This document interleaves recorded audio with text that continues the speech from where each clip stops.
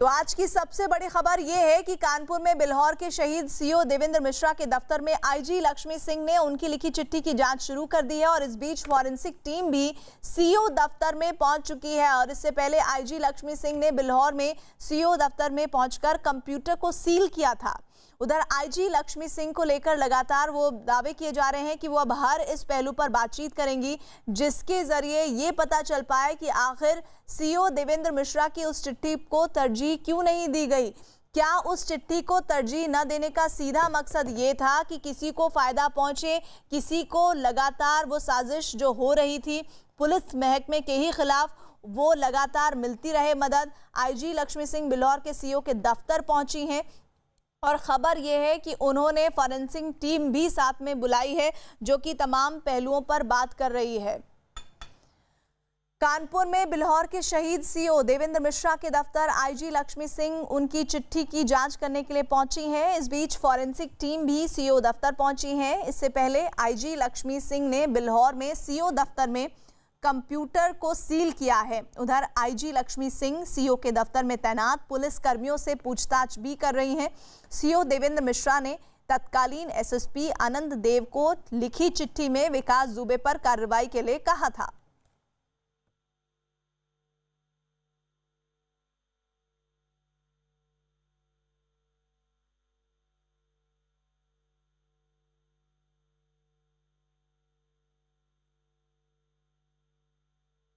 तो बहुत सारे मामले हैं जो काफ़ी पेचीदा हैं जिस पर आईजी खुद इस मामले में तफ्तीश करने के लिए सीओ के दफ्तर में पहुंची हैं, जिसमें वो चिट्ठी जिसमें एसएसपी को वो बात कही गई थी कि चौबेपुर थाने का जो एसओ है विनय तिवारी उसकी साठगांठ है विकास दुबे से, इस तथ्य पर बात होगी।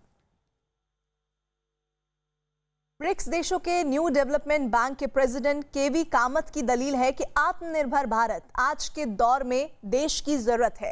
नेटवर्क 18 के editor in chief Rahul Joshi से बातचीत में केवी कामत ने कहा कि सरकार और उद्योग जगत को मिलकर आत्मनिर्भर भारत के लिए काम करना होगा। Come to the recent reforms that the government has announced even in the pandemic. So if you look at trade and cultural, in agricultural commodities have been freed up considerably. Coal mining, even railways have been opened up. How do you see this in the backdrop of a clarion call by the Prime Minister for an Atmanirbhar Bharat? I think absolutely spot on. I think Atmanirbhar is the call of the day. Clearly, I felt that when Make in India was launched. I believe today the Indian entrepreneur has a new spirit in him to battle this challenge that they have. And I think it's the right time to look at a larger context of Atmanirbhar. I think it is the small things, nothing big needs to be done. It is making, in one phrase, if I were to put it, ease of doing business. Can we revisit this whole platform of ease of doing business in a soft sense, not the hard sense, not the sense where you have to set up new capacities or you have to learn how to do business, how you become competitive and so on, but your day-to-day operations and how you get them to be seamless. I think this, I'm sure the government will do.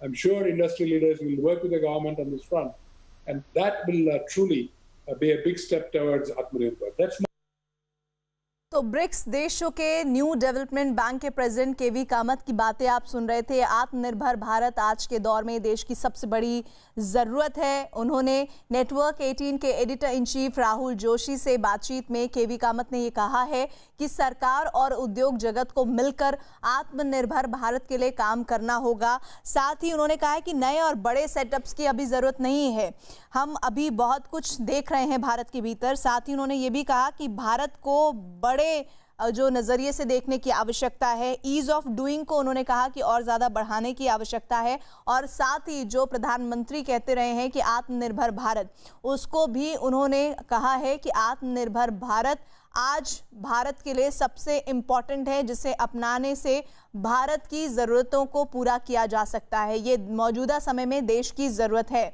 तो BRICS देशों के new development bank के president केवी कामत को आप सुन रहे हैं, जिन्होंने अपनी बातें रखी हैं। आत्मनिर्भर भारत आज के दौर में देश की ज़रूरत है। उन्होंने ये कहा है ये पूरी बातचीत नेटवर्क 18 के editor in chief Rahul Joshi से उनकी हुई है, जिसमें इस बातचीत में उन्होंने कहा है कि सरकार और उद्योग जगत को मिलकर आत्मनिर्भर भारत के लिए काम करना चाहिए। व्यापारियों के लिए कह रहे हैं कि मौजूदा वक्त बहुत बेहतर है, इसमें बहुत सारी उम्मीदें हैं, बहुत सारी आकांक्षाएं हैं जिस पर ध्यान देने की आवश्यकता है। सबसे बड़ी बात उन्होंने आत्मनिर्भर भारत को लेकर कही है, जो हम बता रहे हैं आपको, और ये बात इसलिए अहम है क्योंकि ब्रिक्स देशों के न्यू डेवलपमेंट बैंक के प्रेसिडेंट कह रहे हैं ये बात, केवी कामत ये बात कह रहे हैं। आत्मनिर्भर भारत में आज देश को इसकी जरूरत है। और नेटवर्क 18 के एडिटर इन चीफ से पूरी बातचीत जो हुई है राहुल जोशी से, उसमें उन्होंने कहा है कि सरकार और उद्योग यानी उद्योग जगत, व्यापारी वर्ग मिलकर आत्मनिर्भर भारत के लिए काम करेगा, उसको करना होगा।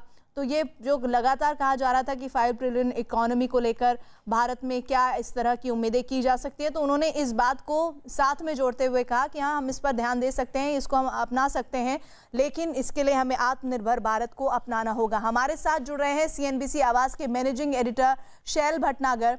शैल भटनागर, मैं सीधे आपसे ये जानना चाहती हूँ कि अगर केवी कामत ये बात कहते हैं कि हमें आत्मनिर्भर भारत को अपनाने की आवश्यकता है, हमें अभी बहुत बड़े बड़े सेटअप्स नहीं, छोटे सेटअप्स के जरिए भी बहुत संभावनाएं हैं भारत में, इस ओर ध्यान देने की आवश्यकता है, तो उनकी इन बातों को भारत को किस नजरिए से समझना चाहिए और उनका ये कहना क्यों अहम हो जाता है? जी प्रीति जी, मुझे इनवाइट करने के लिए आपका बहुत बहुत धन्यवाद। 2-3 बातें आप देखिए पिछले एक आध हफ्ते से आपको कॉर्पोरेट जगत में होती हुई दिखेंगी। बहुत सारी ऐसी कंपनीज़ हैं जिन्होंने चाइनीज़ प्रोडक्ट्स को इंपोर्ट करने के लिए मना कर दी है। सबसे पहले हीरो साइकिल्स की तरफ ध्यान डालिए, वहाँ पर वो 900 करोड़ रुपए का चाइनीज़ इक्विपमेंट इंपोर्ट करते थे। साइकिल के पैडल हो गए, साइकिल की सीट हो गई, चेन कवर हो गया, चेन असेंबली हो गई। धीरे धीरे उन्होंने कहा है कि भाई ये चीज़ें हम लोकली सोर्स करेंगे। अब इसके पीछे कारण क्या है? देखिए, आत्मनिर्भर होना अति आवश्यक है अपने स्वाभिमान के लिए, अपनी देश की इकोनॉमी को एक्सपैंड करने के लिए। हमारे यहाँ कोई 100, 50, 150, 200 तो बायर्स या यूज़र्स नहीं हैं। हम 130 करोड़ के देश हैं और लगभग 100 करोड़ ऐसे लोग हैं जो रोज़ कुछ ना कुछ खरीदते हैं। तो बाज़ार तो है। अब आपको ये देखना है कि इसके आसपास का डेवलपमेंट क्या है कि हम आत्मनिर्भर हो जाएं। स्टील की तरफ एक पहल हो रही है। आप देखिए सरकार कितनी सजग और कितनी जागरूक है। पिछले 3 हफ्ते का आप सरकार की तरफ से कदम देखिए। कई सारे ऐसे सेक्टर्स हैं जहाँ पे एंटी डंपिंग ड्यूटी लगाई गई है कि चाइनीज़ इंपोर्ट्स को रोका जाए और लोकल इंडस्ट्री को बढ़ावा दिया जाए। खासकर आप देख लीजिए केमिकल स्पेस में, स्टील स्पेस में, शुगर स्पेस में। तो ये सारे ठोस कदम उठाए जा रहे हैं और ये आवश्यक इसलिए हैं क्योंकि आप और हम जो हम अपना पैसा खर्च करते हैं वो देश की तरक्की के लिए इस्तेमाल हो, बाहर चाइना में। शैल जी, आप ये जो बातें बोल रहे हैं इसी को मैं आगे बढ़ाऊंगी और केवी कामत की कुछ और बातें जो राहुल जोशी से उन्होंने की है वो मैं दिखाना चाहती हूँ। दरअसल केवी कामत ने ये भी दावा किया है कि भारत 5 ट्रिलियन इकोनॉमी बनने की ओर बढ़ रहा है और आने वाले वक्त में घरेलू कंपनियों का व्यापार भी बढ़ेगा। On one hand, we are talking about a self-reliant India. On the other, we talk about opening up the economy.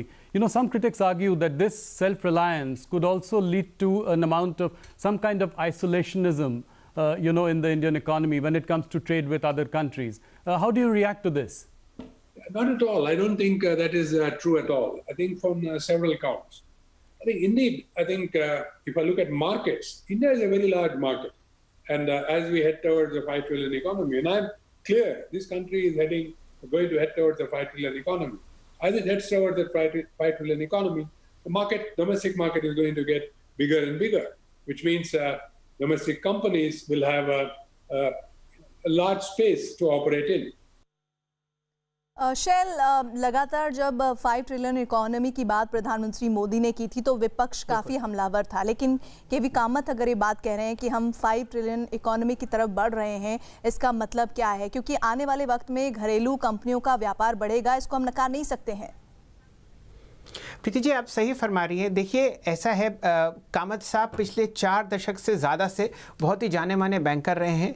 उन्होंने इंडियन इकोनॉमी को ग्रो होते हुए देखा है $800 बिलियन से अब, जो कि $2.7 ट्रिलियन है। आप देखिए अपना कंजम्पशन, अगर आप अपनी खर्चे देखते 2 साल पहले या 3 साल पहले, वो आज के मुकाबले कम थे। इसी तरीके से जो 100 करोड़ का हमारा बाजार है वो आपको साबुन खरीदता हुआ दिखेगा, शैम्पू खरीदता हुआ दिखेगा, नई गाड़ियां खरीदता हुआ दिखेगा। लोग कह रहे हैं कि हमारे देश में डिमांड नहीं है। आप रूरल जो सरकार ने करीब 1 लाख करोड़ रुपया पंप इन किया है पोस्ट कोविड पूरे रूरल इंडिया में, वहां से आप देखिए मोटरसाइकिल्स की डिमांड आ रही है, गाड़ियों की डिमांड आपको आती हुई दिखेगी। जो हमारा पर कैपिटा कंजम्पशन है किसी भी चीज का, चाहे वो टूथपेस्ट हो, शैम्पू हो, साबुन हो, गाड़ी हो, मोटरसाइकिल हो, कपड़े हों, पूरी दुनिया के मुकाबले बहुत कम है। और क्योंकि आपको तनख्वाहें बढ़ती हुई दिखेंगी, ज़रूरतें और इच्छाएं बढ़ती हुई दिखेंगी, इसीलिए आपको ये 5 ट्रिलियन का आंकड़ा आता हुआ दिखेगा। आज प्रीति जी, आप किसी को नहीं जानती जो नॉन एसी गाड़ी में चलता हो, आप किसी को नहीं जानती जिसकी गाड़ी में पावर स्टीयरिंग ना हो। 20 साल पहले ये स्थिति नहीं थी। तो ये बढ़ती हुई इकोनॉमी है और आप ये मान के चलिए कि हम तो कुछ यानी साल कि इस में बढ़ती आपको हुई 5 इकोनॉमी ट्रिलियन में बहुत सारी संभावनाएं हैं, इन संभावनाओं को हम नकार नहीं सकते हैं और उसी के तहत 5 ट्रिलियन इकोनॉमी की बात केवी कामत ने कही है। बहुत बहुत शुक्रिया शैल भटनागर जी हमारे साथ जुड़ने के लिए। CNBC आवाज के मैनेजिंग एडिटर हमारे साथ जुड़े थे, जिन्होंने तमाम जानकारी, तमाम बातचीत हमारे साथ साझा की।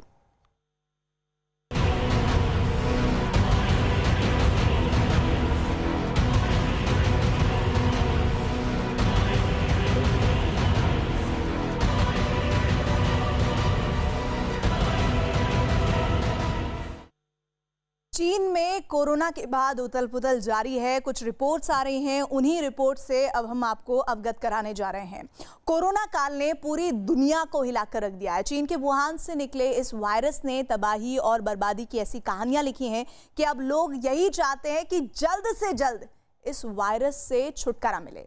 लेकिन साल 2020 की इस बेहद मुश्किल घड़ी में चीन पर अब ब्यूबोनिक प्लेग का खतरा मंडराने लगा है। मंगोलिया के एक शहर में सामने आए ब्यूबोनिक प्लेग के मामले में सरकार को अलर्ट जारी करने पर मजबूर होना पड़ा है। चूहों से फैलने वाला ये प्लेग बेहद घातक और जानलेवा माना जाता है।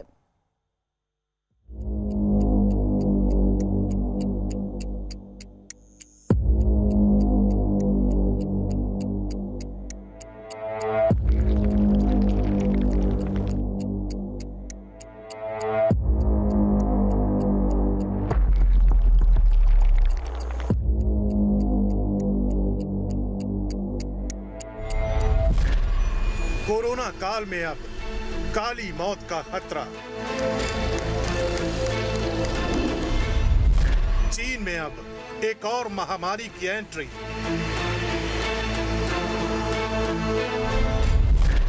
अब ब्यूबोनिक प्लेग से कांप उठा है चीन।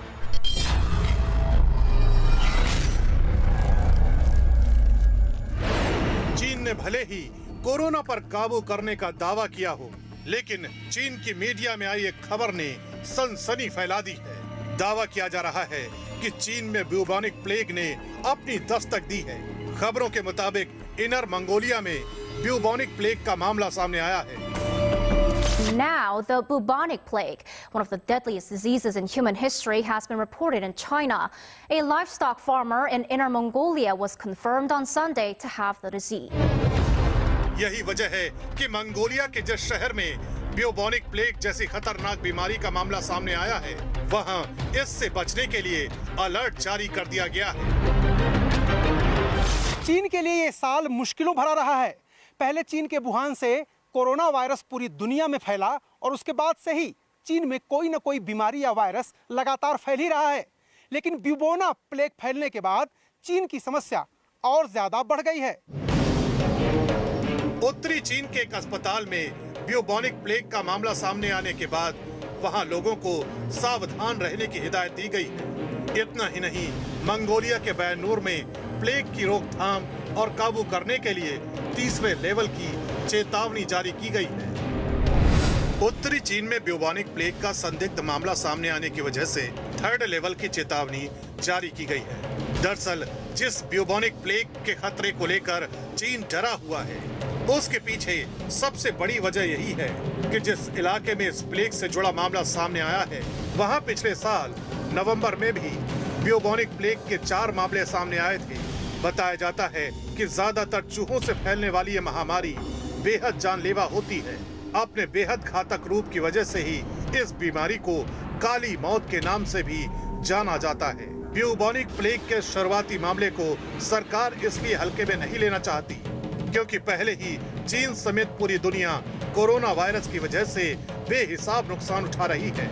ये एक बड़ा कारण है कि चीन का स्वास्थ्य विभाग इस मामले में किसी भी तरह की लापरवाही बरतने के मूड में नहीं है। चीन के स्वास्थ्य विभाग की तरफ से जारी की गई रिपोर्ट में साफ कहा गया है, मंगोलिया में ब्यूबॉनिक प्लेग का जो मामला सामने आया है उसको लेकर चेतावनी साल 2020 के अंत तक जारी की गई है। जंगली चूहों में पाए जाने वाले बैक्टीरिया से होने वाले इस प्लेग के पिछले साल भी कुछ मामले सामने आ चुके हैं। इस प्लेग को फैलने से अगर रोकना है तो लंबे वक्त के लिए हमें सावधान रहने की जरूरत है।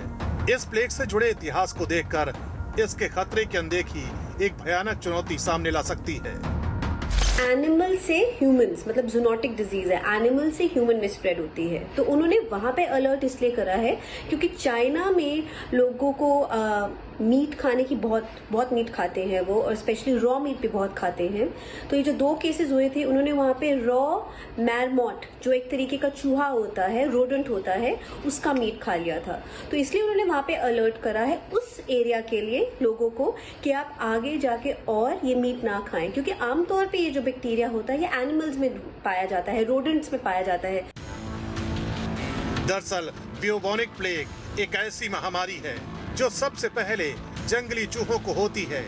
चूहों के मरने के बाद इस प्लेग का बैक्टीरिया पिस्सुओं के जरिए इंसान के शरीर तक पहुंच जाता है। इसके बाद जब ये पिस्सू इंसानों को काटते हैं तो अपने भीतर मौजूद खतरनाक तरल को इंसानों के शरीर में छोड़ देते हैं। बस इसी के बाद से इंसान ब्यूबॉनिक प्लेग की चपेट में आ जाता है। कई मर्तबा तो ये इस कदर घातक साबित होता है कि इसकी चपेट में आए किसी शख्स की धीरे धीरे मौत हो जाती है। दरअसल ब्यूबॉनिक प्लेग के फैलने का तरीका एकदम अलग है। ये कोरोना वायरस की तरह इंसानों से इंसानों में नहीं फैलता, बल्कि जंगली चूहों के मरने के बाद उनके पिस्सुओं के जरिए इंसान में फैलता है। शोध ये बताते हैं कि चूहों के मरने के 2 से 3 सप्ताह बाद ये प्लेग इंसान तक फैलता है। यानी चीन में ब्यूबॉनिक प्लेग का जो मामला सामने आया है उसकी जड़ें मंगोलिया के किसी जंगल से जुड़ी हो सकती हैं, जहां चूहों की मौत के बाद कोरोना काल में ये प्लेग एक बार फिर अपने पांव पसार रहा है। चीन में जिस ब्यूबॉनिक प्लेग को लेकर इस साल के अंत तक के लिए चेतावनी जारी की गई है उसका इतिहास बेहद डराने वाला है, क्योंकि जब जब इस प्लेग ने अपने पांव पसारे हैं तब तब दुनिया के अलग अलग इलाकों में इसकी वजह से करोड़ों लोगों को अपनी जान गंवानी पड़ी है। ये एक बड़ी वजह है कि इस प्लेग की रोकथाम के लिए स्वास्थ्य विभाग ने एड़ी चोटी का जोर लगा दिया है। न सिर्फ इस प्लेग के फैलने के सोर्स का सही पता लगाया जा रहा है, बल्कि लोगों से ऐसे इलाकों से दूर रहने को भी कहा गया है जहां जंगली चूहों का खतरा है।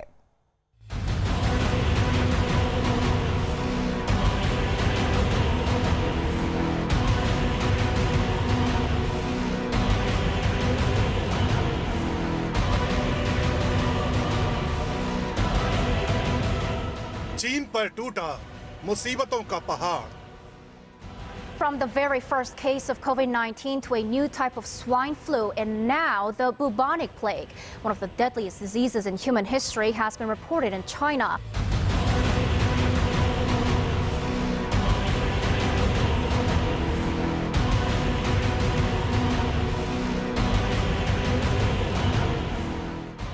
छह महीने में दूसरी बार ब्यूबॉनिक प्लेग की दस्तक।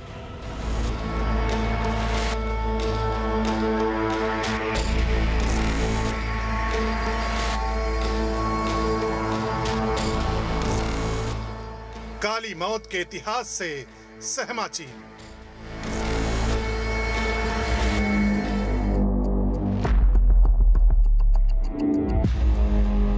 जिस चीन पर दुनिया में कोरोना फैलाने का आरोप है, वही चीन अब एक ऐसे खतरे की ओर आगे बढ़ रहा है जहां कोरोना काल से भी बड़ी चुनौतियों का उसे सामना करना पड़ सकता है। ये चुनौती उस ब्यूबॉनिक प्लेग से जुड़ी है जिसने बेशक मंगोलिया के एक शहर में दस्तक दी है, लेकिन इस प्लेग की आहट भर ने चीन के स्वास्थ्य महकमे को हिला दिया है। इससे पहले कि हम आपको ब्यूबॉनिक प्लेग के डराने वाले इतिहास की कहानी दिखाएं, सबसे पहले ये समझना होगा कि आखिर प्लेग होता क्या है। विश्व स्वास्थ्य संगठन की रिपोर्ट के मुताबिक प्लेग एक फैलने वाला रोग है। प्लेग जूनोटिक बैक्टीरिया यर्सनिया पेस्टिस की वजह से होता है। प्लेग फैलाने वाला बैक्टीरिया छोटे स्तनधारियों और उसके पिस्सू में पाया जाता है। पिस्सू के काटने की वजह से लोग प्लेग के चपेट में आ जाते हैं। ये प्लेग ब्यूबोनिक प्लेग में भी बदल सकता है। ब्यूबोनिक प्लेग बैक्टीरिया के फेफड़ों तक पहुंचने पर न्यूमोनिक प्लेग में बदल जाता है।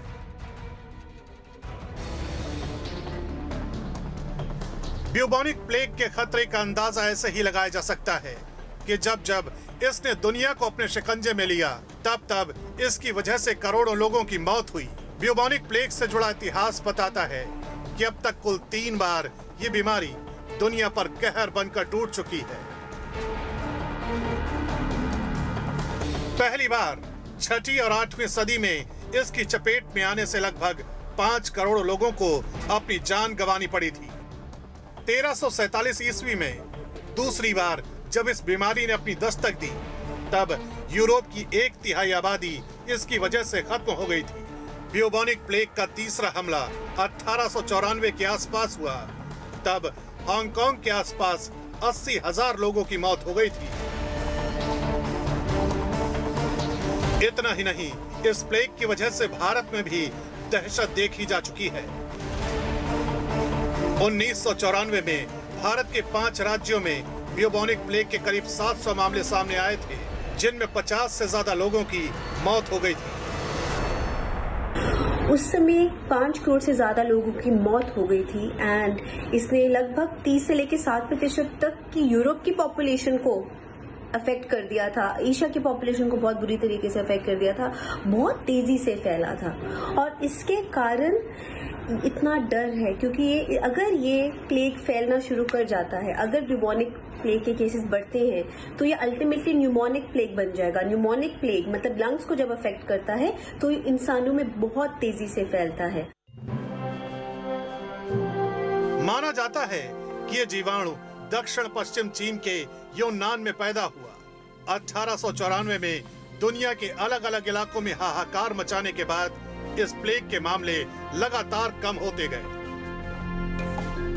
हालांकि 2010 से 2015 के बीच दुनिया भर में ब्यूबोनिक प्लेग के 3,248 मामले सामने आए, जिनमें से 584 लोगों को अपनी जान गंवानी पड़ी।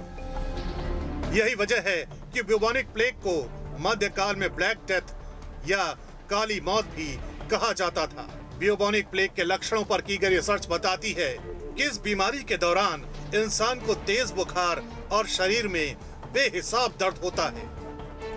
अगर किसी शख्स को ब्यूबोनिक प्लेग होता है तो उसकी नाड़ी भी तेज चलने लगती है। इसके अलावा 2 से 3 दिन में शरीर में गिल्टियां निकलने लगती हैं। ये गिल्टियां 14 दिन में पक जाती हैं। नाक और उंगलियां सड़कर काली पड़ने लगती हैं। गिल्टियां निकलने की वजह से इस बीमारी को गिल्टी वाला प्लेग भी कहते हैं।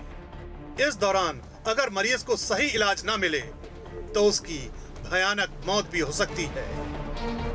ये बैक्टीरियल इन्फेक्शन है तो इसमें फीवर, बॉडी एक, सिर दर्द तो आमतौर पे पाया जाता है, पर सबसे कॉमन चीज पाई जाती है जो लिम्फ नोड्स होते हैं, जो हमारे लिम्फ नोड्स होते हैं उसमें उसके अंदर एक स्वेलिंग हो जाती है जो ब्यूबोनिक प्लेग होता है। अब जैसे ही ये इन्फेक्शन ब्लड में आ जाती है तो ये लंग्स में फैल सकती है और लंग्स में आके ये न्यूमोनिक प्लेग बन जाती है।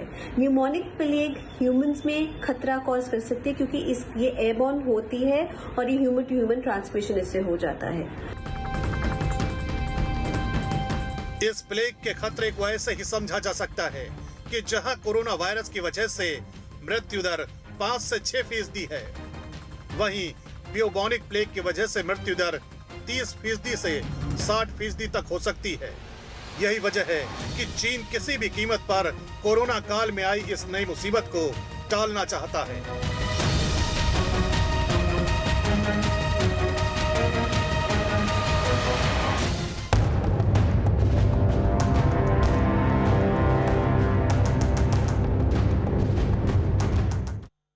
अलग अलग स्तर पर बातचीत के लंबे दौर के बाद आखिरकार चीन की सेना विवाद वाले इलाकों से पीछे हटने को राजी हो गई है। 6 जुलाई को ही चीन की सेना गलवान में 1.5 किलोमीटर पीछे हट चुकी है। कूटनीति के लिहाज से देखें तो ये भारत की बहुत बड़ी जीत है, लेकिन चीन की इस चाल पर भरोसा नहीं किया जा सकता है, क्योंकि चीन ने अब भी पेंगोंग झील के इलाके से अपनी सेना नहीं हटाई है। सूत्रों के हवाले से खबर है कि चीन की सेना अब भी फिंगर 4 के इलाके में मौजूद है।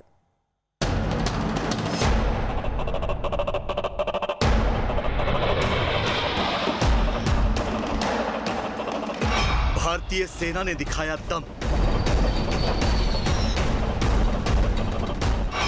गलवान में उखड़ गए चीन के टेंट। 1.5 किलोमीटर पीछे हटी चीन की सेना।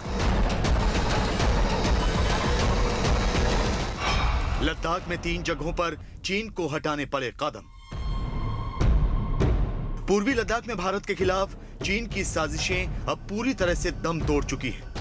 भारत के चौतरफा शिकंजे में चीन ऐसा उलझा कि उसे गलवान ही नहीं बल्कि लद्दाख में कई और जगहों से पैर खींचने पड़े। चीन को अपनी सेना के साथ साथ टेंट और दूसरे निर्माण को भी हटाना पड़ा। गलवान में भारत से उलझकर पूरी दुनिया में घिरा चीन अब इस बात को समझ चुका है कि भारत के साथ विवाद को वो जितना लंबा खींचेगा उतना ही ज्यादा उसे नुकसान उठाना पड़ेगा। और शायद यही वजह है कि उसने लद्दाख के 3 सबसे विवादित जगहों से अपने सेना का बोरिया बिस्तरा समेटना शुरू कर दिया। चीन की सेना अपने साथ टेंट और बाकी साजो सामान लेकर LAC से तकरीबन 1.5 किलोमीटर पीछे हट गई है।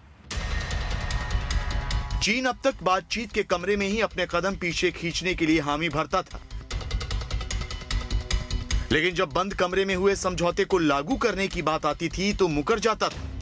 चीन की इस पुरानी हरकत को समझते हुए भारत ने इस बार उसके इर्द गिर्द ऐसा शिकंजा कसा कि उसे अपने कदम पीछे हटाने के लिए मजबूर होना पड़ा।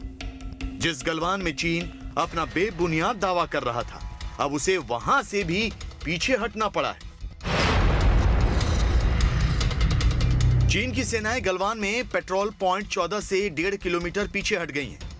इसके साथ ही चीन के सैनिकों को पूर्वी लद्दाख के गोगरा और हॉट स्प्रिंग इलाके से भी पैर खींचना पड़ा है। इन सभी जगहों पर चीन 1.5 किलोमीटर पीछे हटा है। चीन ने अपने सैनिकों को हटाने के साथ साथ अपने टेंट और दूसरे अस्थायी निर्माण को भी हटा दिया है। चीन ने 6 जून को हुए समझौते के तहत यह कदम उठाया है। ये जीत उन 20 भारतीय शहीदों की शहादत की है। ये जीत भारतीय सेना के उन जवानों की है जो कि मोर्चे पर डटे रहे। चीन की जमीन की भूख कुछ ऐसी है कि उसे दुनिया का भू माफिया भी कहा जाता है। गलवान में भी उसने अपनी जमीन की भूख मिटाने के लिए एक बड़ी साजिश रची थी, लेकिन उसकी साजिश कामयाब नहीं हो सकी। भारत ने चीन के इर्द गिर्द ऐसा शिकंजा कस दिया कि चीन को समझ आ गया कि पीछे हटने के अलावा उसके पास कोई रास्ता नहीं है। भारत ने चीन पर सैन्य और कूटनीति का शिकंजा बुरी तरह कस दिया। रक्षा मंत्रालय, विदेश मंत्रालय और NSA ने मिलकर काम किया। इसके बाद PM मोदी के लेह दौरे से चीन के सभी रास्ते बंद हो गए। साथ ही भारत सरकार की आत्मनिर्भर भारत योजना से चीन को बड़ी चोट लगी। चीन के ऐप पर पाबंदी से चीन को 3.73 लाख करोड़ का नुकसान हुआ। इसके साथ ही अमेरिका और ऑस्ट्रेलिया के भारत के साथ आने से चीन अकेला पड़ गया। भारत के पक्ष में अमेरिका के सख्त बयान से भी चीन मजबूर हुआ। भारत सरकार से चीन को इतने कड़े जवाब की उम्मीद बिल्कुल भी नहीं थी। गलवान में चीन ने जो गुनाह किया, उसके बाद भारत ने उसे सजा देने का जो सिलसिला शुरू किया, उससे चीन के होश उड़ गए। भारत सरकार के उठाए गए कदम से न सिर्फ वो दुनिया में अकेला पड़ता गया, बल्कि उसे आर्थिक तौर पर भी बड़ी चोट लग रही थी। इन्हीं नुकसानों की वजह से चीन को हार कर गलवान ही नहीं बल्कि विवाद वाली 2 और जगहों से कदम हटाना पड़ा। ये पूरा जो प्रोसीजर है 3 कदमों में होना है। पहला कदम है डिसएंगेजमेंट, जिसमें 1 से 2 किलोमीटर पीछे हटना, फिर है डीएस्केलेशन और आखिर में है पुल बैक, जिसमें कि जो बड़ा फौजों का जमावड़ा हुआ है वो वापस अपने अपने परमानेंट लोकेशन में जाएंगे। ये काफी लंबा चलेगा। चीन को सबक सिखाने और भविष्य में अमन बरकरार रखने के लिए सरकार ने एक तरफ तो चीन की घेराबंदी की, लेकिन दूसरी ओर बातचीत का रास्ता भी बंद नहीं किया। सैन्य स्तर की बातचीत के साथ साथ राजनीतिक स्तर पर भी दरवाजे खुले रखे। भारत सरकार ने चीन से बातचीत के लिए राष्ट्रीय सुरक्षा सलाहकार अजीत डोभाल को लगाया। अजीत डोभाल ने चीन के विदेश मंत्रालय से बात की। इस बातचीत में यह सहमति बनी कि LAC पर दोनों देश कोई बदलाव नहीं करेंगे। इसके साथ ही विवाद वाली जगहों से पीछे हटने पर सहमति बनी। साथ ही सीमा विवाद को लेकर आगे भी बातचीत जारी रखने पर सहमति बनी। भारत के चौतरफा दबाव में चीन ने विवादित जगहों से अपनी सेना पीछे हटानी शुरू कर दी है, लेकिन चीन की नीयत अब भी साफ नहीं है। गलवान नदी इस वक्त उफान पर है। चीन के सैनिक नदी के तट पर ही टेंट लगाकर रह रहे थे और अब उफान की वजह से वहां रह पाना उनके लिए मुश्किल हो रहा था। चीन ने अपनी सेना को 1.5 किलोमीटर पीछे भले ही धकेल दिया हो, लेकिन इंतजार करना होगा गलवान नदी के जलस्तर के घटने का और तब चीन के रुख को देखना होगा। चीन की सेना भले ही गलवान में पेट्रोल पॉइंट 14, गोगरा और हॉट स्प्रिंग से 1.5 किलोमीटर पीछे हट गई हो, लेकिन चीन अब भी भरोसा करने लायक नहीं है, क्योंकि चीन की सेनाएं अब भी पैंगोंग झील के पास विवादित जगह पर जमी हुई हैं। चीन की सेनाएं पैंगोंग झील में फिंगर 8 से आकर फिंगर 4 के पास बैठ गई हैं, जबकि फिंगर 8 तक भारत का इलाका है। लेकिन चीन के सैनिक फिलहाल फिंगर 8 की ओर अब तक नहीं लौटे हैं, वो फिंगर 4 के पास ही जमे हुए हैं। चीन का पूर्वी लद्दाख के इलाकों से पीछे हटना यह बताता है कि वो अब चौतरफा घिर गया है और उसे वापस लौटने पर मजबूर होना पड़ा है। लेकिन पैंगोंग झील के पास से वो अब तक अपने कदम नहीं हटा रहा है। हो सकता है कि चीन ये भी सोच रहा हो कि उसके 3 जगहों से पीछे हटने के बाद भारत का रुख नरम हो जाएगा, लेकिन चीन ये भूल रहा है कि भारत उसकी शातिर चालों को अब अच्छी तरह समझ चुका है और उसे पैंगोंग झील भी उसी तरह खाली करनी होगी जैसे गलवान और दूसरे इलाकों को किया।